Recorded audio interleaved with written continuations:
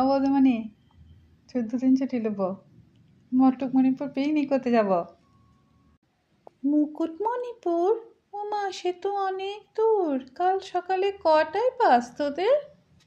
না গো বৌদি, বাসে চাপতে পারি না, ঠাসাঠাসি গাদাগাদি গন্ধ, গা বমি দেয়। 4 চাকা বলে দিয়েছি, বড় একটা সুমো ভাড়া করে নিয়েছি।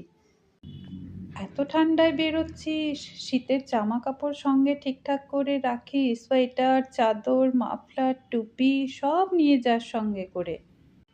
হয় দেখো, সব বলছে কি জানো, হাঁটু ফুটো জিন্সের প্যান্ট পরবে, তার সঙ্গে বলছে সব জিন্সের জ্যাকেট নেবো, পায়ে বুট জুতো পরবো, ব্লু কালারের চশমা কেনা করালে নিয়ে বলছে সব সেলফি তুলবো, ওই সব না পড়লে তোকে সেলফি তুলতে নেবো না।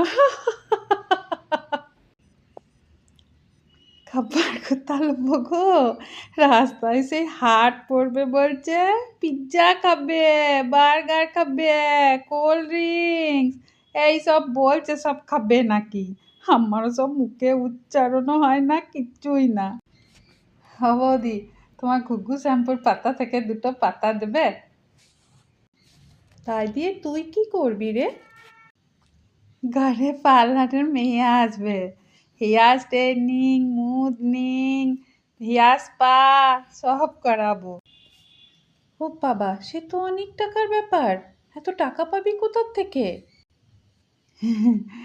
লক্ষ্মীর ভাণ্ডারের টাকা সে পুজোর থেকে গিট করে বেঁধে রেখে দিয়েছি এইসব করাবো বলে।